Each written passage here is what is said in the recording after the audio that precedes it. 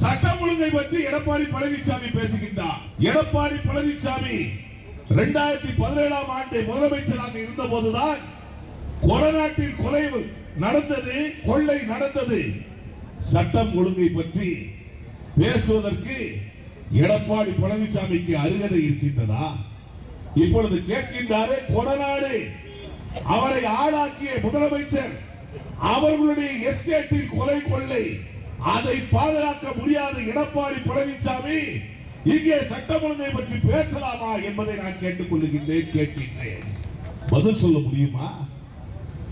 எடப்பாடியால் பதில் சொல்ல முடியாத காரணம், கொடநாடு என்றாலே நடுங்கி நின்ற ஒரு அரசியல்வாதி தான் எடப்பாடி பழனிசாமி.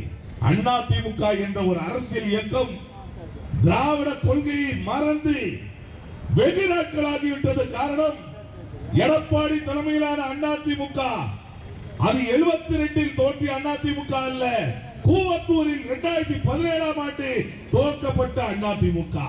அது அப்படிதான் இருக்கும்.